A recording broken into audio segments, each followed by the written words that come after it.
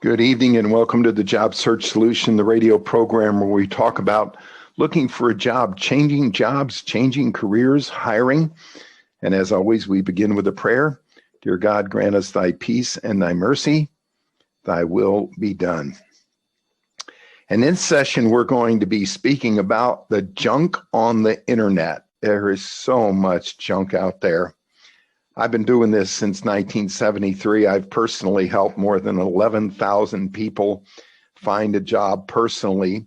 I've been involved in more than 100,000 cycles of interviewing where my candidates didn't get hired for one reason or another. And I just been in the trenches, and I'm just appalled at some of the junk that goes on out there. The advice that people give that's just hideous, ridiculous, and just absolutely downright terrible.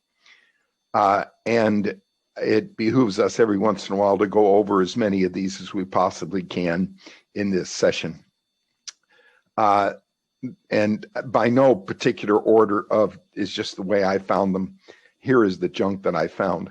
Functional resumes are best. Functional resumes are not best. They're awful. Hiring managers love to give informational interviews. Just call them up, go visit them. They'll be more than happy to sit down with you and just talk about your profession and all of that. They don't have time for that. That's the silliest thing that anybody ever heard. Anybody you call up and ask for an informational interview, if they've got time to give you an informational interview, other than if they're your relative or your father-in-law or someone like that, they're not the kind of person you want to be around. This was a good one. Never discuss money in an initial interview. What?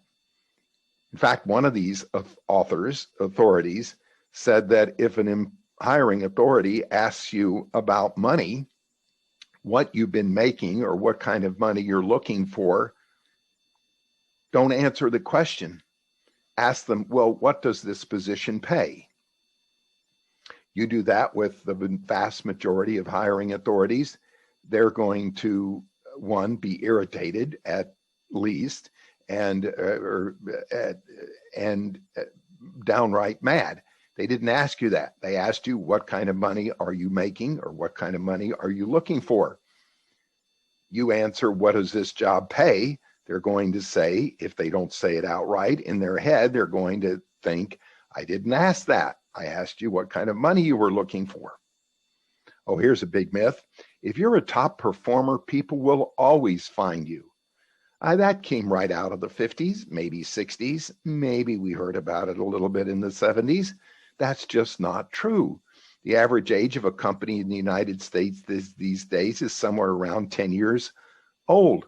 These companies come and go, and the people in them come and go. Good candidates never have to look for a job. People will always try to find you. Malarkey. Good candidates have to look for a job because they need one, especially in these days of COVID. Companies do all kinds of crazy things, no matter how good an employee someone is.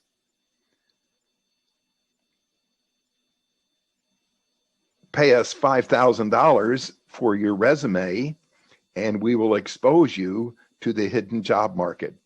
These people are a scam. Do not, under any circumstances, ever pay anybody upfront money to find a job. That's just pathetic. It's ridiculous. In days like this and times like this where lots of people are looking for jobs, there are lots of scam artists that do that kind of thing.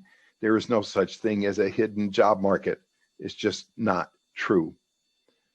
Never accept the first offer that a company makes you. Always negotiate. That's malarkey. Sometimes companies are going to make the best offer they're going to make in the first offer, and if you don't take it, they're going to move on to the next candidate. You don't always negotiate. Sometimes you might not, but don't buy that. Oh, here's a good one. Qualify a prospective employer with an initial telephone call before you waste your time in interviewing. 5 other people are interviewing with this employer and you're calling them up to qualify them. Oh, cut it out. You're going to be eliminated right off the bat. You want to interview with as many people as you possibly can. Don't you qualify them. You've got absolutely nothing to qualify until you have a job offer. Always let an employer know when you're being pursued by other organizations, and then parenthetically, even if you're not. That's the biggest bunch of hogwash I've ever seen. If you are being pursued by other organizations and you're asked by a particular employer, if you're being pursued, tell them that you are being pursued. I'd even go so far as tell them who's pursuing you. If you don't tell them, if they say who it is and you act like you don't want to tell them, they will think that you are bluffing. So don't tell people that you're being pursued by other employers unless you are, and don't hesitate to tell them who it might be. Just that's reality. But don't fabricate the idea that you're being pursued by other people. Oh, here's a fallacy. There is always room to negotiate a job offer. That's not true. There isn't always room. Sometimes there's room, sometimes there's not.